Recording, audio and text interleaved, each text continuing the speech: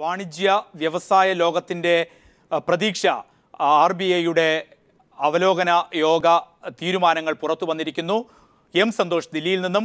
സന്തോഷ്, കടുത്ത സമ്മർദ്ദം ഒരുപക്ഷെ കേന്ദ്ര സർക്കാരിൻ്റെ ഭാഗത്തു നിന്നും വാണിജ്യ വ്യവസായ മേഖലയുടെ ഭാഗത്തു നിന്നും റിസർവ് ബാങ്ക് ഗവർണറുടെ സ്ഥാനം തന്നെ തെറിച്ചേക്കാവുന്ന തരത്തിൽ തീരുമാനം അത്തരത്തിലാണ് കണ്ടിരുന്നതും.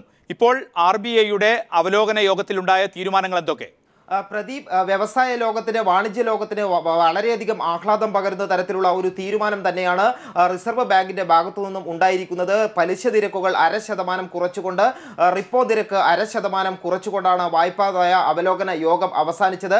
നേരത്തെ തന്നെ വ്യവസായ ലോകത്തു നിന്നും അതോടൊപ്പം തന്നെ കേന്ദ്ര സർക്കാരിന്റെ ഭാഗത്തു നിന്നും റിസർവ് ബാങ്കിനോട് പലിശ നിരക്കുകൾ കുറക്കണം എന്നുള്ള തുടർച്ചയായ ആവശ്യമുണ്ടായിരുന്നു. എന്നാൽ കഴിഞ്ഞ മാസം ചേർന്ന വായ്പാ നയ അവലോകന യോഗത്തിൽ പലിശ നിരക്കുകൾ കുറയ്ക്കാതെയുള്ള ഒരു സമീപനമാണ് reserve bank governor Raghuram Rajan സ്വീകരിച്ചത്. ഇതിനെതിരെ വ്യാപകമായിട്ടുള്ള പ്രതിഷേധവും ഉയർന്നു വന്നിരുന്നു. ഏതായാലും ഇപ്പോൾ ഈ ഉണ്ടായിരിക്കുന്ന പലിശ നിരക്കിൽ വരുത്തിയിരിക്കുന്ന മാറ്റം വ്യവസായ ലോകത്തിന് പുത്തൻ ഉണർവ് നൽകും എന്നുള്ള കാര്യത്തിൽ സംശയമില്ല. ഇതിൽ എടുത്തു പറയേണ്ട ഒരു കാര്യം, 2011 ശേഷമുള്ള ഏറ്റവും കുറഞ്ഞ ഒരു പലിശ നിരക്കിലേക്ക് റിപ്പോ നിരക്ക് താഴ്ന്നിരിക്കുന്നു എന്നുള്ളത് തന്നെയാണ്.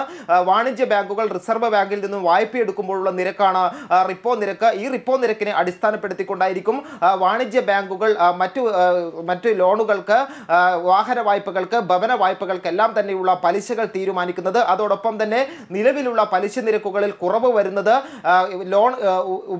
ലോൺ എടുത്തിട്ടുള്ളവർക്കും ജനങ്ങൾക്ക് തന്നെ വളരെയധികം ഗുണം ചെയ്യുന്ന രീതിയിലായിരിക്കും ഇത്തരത്തിൽ ഈ ഒരു റിപ്പോ നിരക്കിൽ കുറവ് വന്നത് മാർക്കറ്റിൽ പ്രതിഫലിക്കുന്നത്. ഏതായാലും മറ്റൊരു പ്രധാന പ്രശ്നം, നേരത്തെ 0.5% കഴിഞ്ഞതിന് മുൻപ് നടന്ന ഈ വായ്പാ നയ അവലോകന യോഗത്തിൽ 0.5% കുറവ് റിപ്പോ നിരക്കിൽ വരുത്തിയിരുന്നെങ്കിൽ കൂടിയും വാണിജ്യ ബാങ്കുകൾ പലിശ നിരക്കുകൾ കുറക്കാൻ തയ്യാറാകാത്തതിനെ തുടർന്ന് വലിയ രീതിയിൽ തന്നെ വിമർശനം നേരിടേണ്ടി വരുന്നു. ഇതിന്റെ ഭാഗമായി തന്നെ രഘുറാം രാജൻ കഴിഞ്ഞതിന് തവണ ചേർന്ന വായ്പാ നയ അവലോകന യോഗത്തിന് ശേഷം വാണിജ്യ ബാങ്കുകളോട് പലിശ നിരക്കുകൾ കുറക്കണമെന്നുള്ള ഒരു ആവശ്യം ഉന്നയിക്കുകയും ചെയ്തിരുന്നു. ഏതായാലും നിലവിലെ ഒരു സാഹചര്യം, ഇത്തരത്തിൽ 0.5% പലിശ നിരക്ക് കുറക്കാനുണ്ടായ ഒരു സാഹചര്യം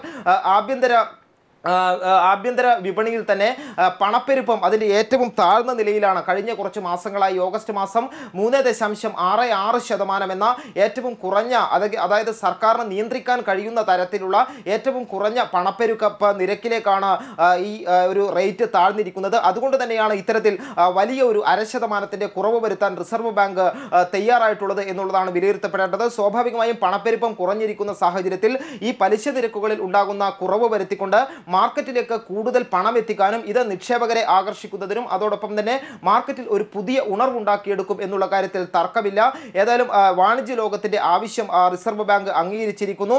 കഴിഞ്ഞ കുറേ നാളുകളായി ഇത്തരത്തിൽ ആവശ്യം ഈ വ്യവസായ ലോകവും അതോടൊപ്പം തന്നെ ധനകാര്യ മന്ത്രാലയം, ധനമന്ത്രി അരുൺ ജെയ്റ്റ്ലി ഉൾപ്പെടെ ഈ ഒരു ആവശ്യം ഉന്നയിക്കുന്നതാണ്. എന്നാൽ Raghuram Rajan, reserve bank governor, ആ സമയങ്ങളിൽ സ്വീകരിച്ചിരുന്ന ഒരു നിലപാട് ഇൻഫ്ലേഷൻ, പണപ്പെരുപ്പം ഒരു സ്ഥിരതയായ നിലയിലാണ് എന്ന് പറയാൻ കഴിയില്ല. അതുകൊണ്ട് തന്നെ പെട്ടെന്ന് ഇത്തരത്തിലുള്ള ഒരു റേറ്റിൽ ഒരു കുറവ് വരുത്തുന്നത് പ്രായോഗികമല്ല എന്നുള്ള ഒരു നിലപാടായിരുന്നു റിസർവ് ബാങ്ക് സ്വീകരിച്ചിരുന്നത്. എങ്കിൽ കൂടിയും ഇന്ന് ഇപ്പോൾ ചേർന്ന വായ്പാ നയ അവലോകന യോഗം 0.5% കുറവ് വരുത്തിയിരുന്നു. സ്വാഭാവികമായും കുറച്ച് ദിവസങ്ങളായി ഇത് സംബന്ധിച്ച ചർച്ചകളെല്ലാം തന്നെ വ്യവസായ ലോകത്ത് നിലനിന്നപ്പോൾ പ്രധാനമായും 0.5% കുറവ് വരുത്തും എന്നുള്ള ഒരു പ്രതീക്ഷയായിരുന്നു വ്യവസായ ലോകത്തിനുണ്ടായിരുന്നത്. 0.5% കുറവ് വരുത്തണമെന്ന് ആവശ്യപ്പെട്ടിരുന്നെങ്കിൽ കൂടിയും 0.5% കുറയ്ക്കും എന്നുള്ള പ്രതീക്ഷയിലായിരുന്നു വ്യവസായ ലോകം ഉണ്ടായിരുന്നത്. ഏതായാലും 0.5% കുറവ് ഇപ്പോൾ ഈ ഒരു നിരക്കിൽ സംഭവിച്ചിരിക്കുന്നത്, പലിശ നിരക്ക് കുറച്ചിരിക്കുന്നത് ഏതായാലും വ്യവസായ ലോകത്തിന് പുതിയ ഉണർവ് നൽകും എന്നുള്ള കാര്യത്തിൽ തർക്കമില്ല. പ്രദീപ്, യെസ്, സന്തോഷിലേക്ക് വരാം. ജോർജ് ജോസഫ് ചേരുന്നു.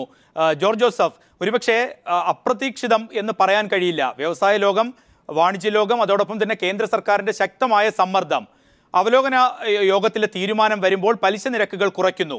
അത് പണത്തിൻ്റെ നിക്ഷേപം വലിയ തോതിൽ കൊണ്ടുവരുമെന്നും സാമ്പത്തിക ലോകത്ത് ഉണർവ് ഉണ്ടാകുമെന്നാണ് കേന്ദ്ര സർക്കാരിൻ്റെ കണ്ടെത്തൽ. റിസർവ് ബാങ്ക് ഗവർണർ മറ്റൊരു അഭിപ്രായമാണ് കഴിഞ്ഞ തവണ പറഞ്ഞതും. ഏതു തരത്തിലാണ് ഇന്നത്തെ ഈ തീരുമാനവും പലിശ നിരക്കുകളിലെ കുറവും വിലയിരുത്തപ്പെടുക? ഇത് ഏറെക്കുറെ പ്രതീക്ഷിച്ചിരുന്നതാണ്. നേരത്തെ താങ്കൾ സൂചിപ്പിച്ചതുപോലെ തന്നെ ഗവൺമെന്റിന്റെ ഭാഗത്തുനിന്ന് ശക്തമായ സമ്മർദ്ദം റിസർവ് ബാങ്കിന്റെ മേലുണ്ടായിരുന്നു. കാരണം ഇപ്പോഴത്തെ സാമ്പത്തിക പ്രതിസന്ധിക്കും അതുപോലെ ഒരു അനിശ്ചിതത്വത്തിനും അതുപോലെ ഒരു മരവിപ്പിനും കാരണം പലിശ നിരക്കുകൾ താഴാത്തതാണ് എന്നുള്ളൊരു നിഗമനമാണ് ഗവൺമെന്റ് റിസർവ് ബാങ്കിന് കൊടുത്തത്. അതിന്റെ അടിസ്ഥാനത്തിൽ യുക്തിസഹമായിട്ട് അല്ലെങ്കിൽ സാമാന്യ ബുദ്ധിയുള്ള ആർക്കും ഇപ്പോൾ പലിശ നിരക്ക് കുറയ്ക്കേണ്ട സാഹചര്യമാണ് ഉള്ളത് എന്നുവരെ ധനമന്ത്രി അരുൺ ജെയ്റ്റ്ലി പറഞ്ഞു വെക്കുകയുണ്ടായി.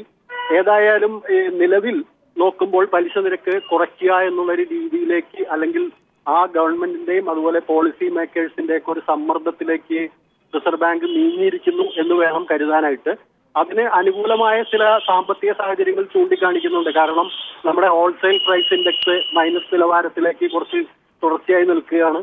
അതുപോലെ തന്നെ 3.somethingലേക്ക് നമ്മുടെ റീറ്റെയിൽ പ്രൈസ് ഇൻഡെക്സും താഴ്ന്നിരിക്കുകയാണ്.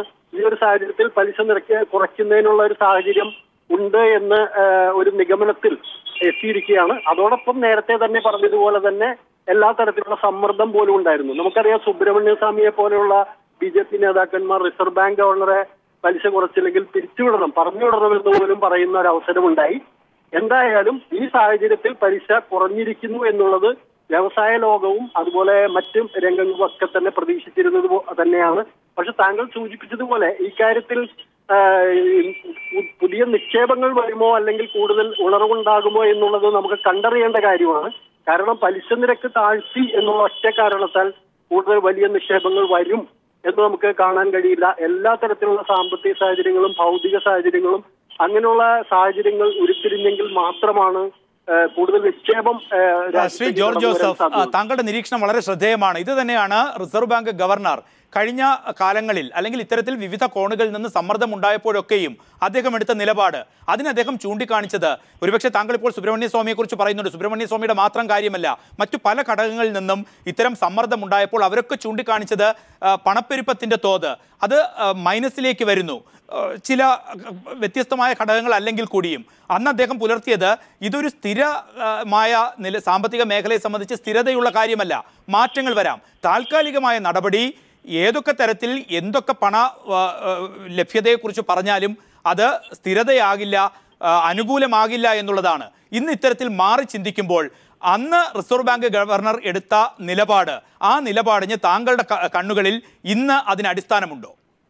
അല്ല, തീർച്ചയായിട്ടും ആ ഘടകങ്ങൾ റിസർവ് ബാങ്ക് ഗവർണറെ പോലുള്ള സ്ഥാനത്തിരിക്കുന്ന ഒരാൾക്ക് ഒരു രാഷ്ട്രീയമായിട്ടോ അല്ലെങ്കിൽ ഒരു കയ്യടി കിട്ടുന്ന തരത്തിലോ ഒരു തീരുമാനമെടുക്കാൻ കഴിയും എന്നെനിക്ക് തോന്നുന്നില്ല. അതൊരു പൊളിറ്റിക്കൽ ഡിസിഷൻ അല്ല. അത് തീർച്ചയായിട്ടും എല്ലാ സാമ്പത്തിക സാഹചര്യങ്ങളും എല്ലാ കണക്കുകളും എല്ലാം മനസ്സിലാക്കിയതിന് ശേഷം എടുക്കേണ്ട ഒരു തീരുമാനമാണ്. മാത്രമല്ല, ഈ പലിശ നിരക്ക് താഴ്ത്തുക എന്ന് പറഞ്ഞാൽ തീർച്ചയായിട്ടും അത് പണം മാർക്കറ്റിലേക്ക് കൂടുതൽ വരുന്നു എന്നാണ് അർത്ഥമാവുന്നത്.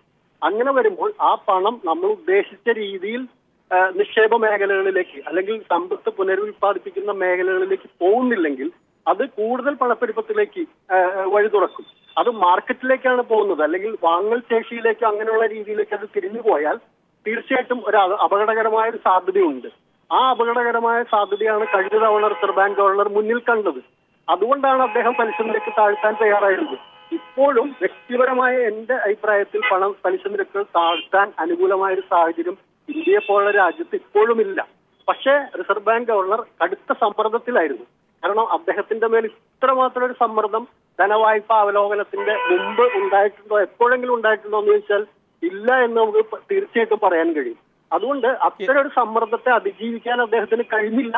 ഒരുപക്ഷെ അദ്ദേഹത്തിന്റെ മുൻ അഭിപ്രായങ്ങളെ കുറച്ചൊക്കെ വിഴുങ്ങുന്ന ഒരു സാഹചര്യമാണ് ഇവിടെ കണ്ടത് എന്ന് നമുക്ക് നിരീക്ഷിക്കേണ്ടി വരും.